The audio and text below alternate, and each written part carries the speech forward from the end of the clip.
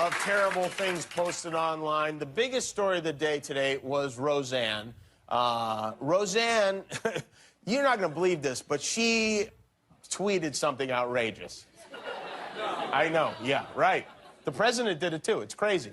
Anyway, ABC decided to cancel their highest-rated show, Rosanne, following a tweet in which Rosanne compared an African-American woman, a former advisor to President Obama, to an ape, which did not sit well with ABC management or anyone with a brain, really. So they announced that this first season of the show is also its last, which is a huge blow to business. I mean, we don't have much on this network. We're hoping the NBA Finals goes 11 games this year. We're still airing America's Funniest Home Videos, okay? Roseanne was a very bigly hit for ABC, and we needed it. But I say, why just... Listen, hear me out. Just because Roseanne is gone doesn't mean the whole show has to go. The show must go on. That's what we say in show business. And with that said, I have an idea that I think makes this work for everyone. All right, guys. Let's talk about this whole Obama, Jimmy Kimmel and Roseanne situation. Because honestly, it's a perfect example of how broken cancel culture really is. So first off, let's rewind the clock. Remember back in 2013, the big Obama rodeo clown scandal. Literally, a guy put on an Obama mask at a rodeo, ran around and cracked some jokes. That was it. Nothing violent, nothing hateful. Just a parody of the president, something comedians and entertainers have been doing forever. But what happened? The guy was banned, blacklisted, investigated, and basically had his entire career destroyed over a mask. That was the level of outrage culture back then.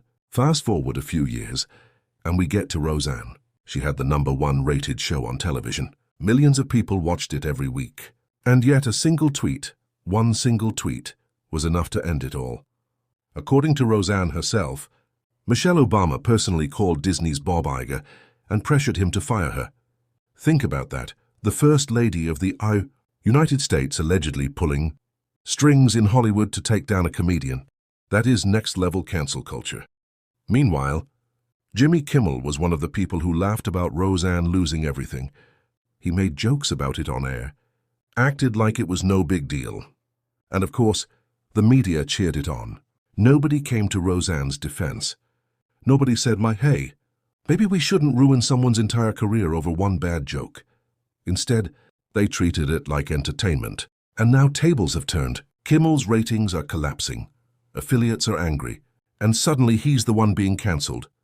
And guess what? Now we hear cries of free speech, and comedy is dying, and cancel culture has gone too far. Well, yeah, it has gone too far, but it didn't just start with Jimmy Kimmel. It started years ago, and you were fine with it when it was other people losing their jobs. Here's the bigger point. Cancel culture has never been about holding people accountable. It's always been about control.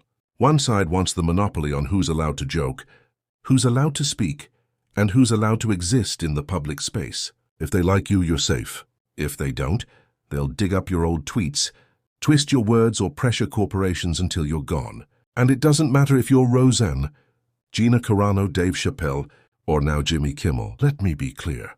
I'm not defending every single thing these people have ever said. Jokes can be offensive. Mistakes happen. Sometimes people cross a line. But the punishment has gotten ridiculous.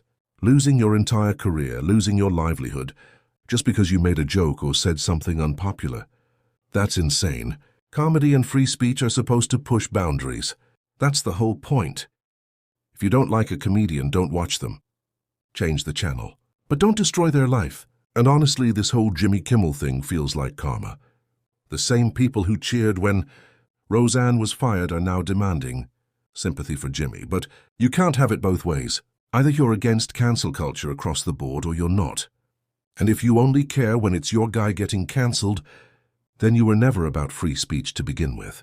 At the end of the day, I think more people are waking up to the fact that cancel culture is toxic.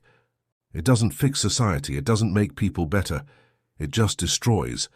And if we keep letting this cycle continue, pretty soon nobody will be safe. Not comedians, not commentators, not even regular people posting on social media. So my message is simple. Stop canceling people. Debate them, criticize them, ignore them if you want. But don't erase them, because once you normalize erasing people for jokes, Eventually it comes back around, just like it did with Jimmy Kimmel. That's my take. What do you guys think? Was Roseanne treated unfairly? Do you think Jimmy Kimmel deserves sympathy now? Or is this just karma? Drop your thoughts in the comments and let's talk about it.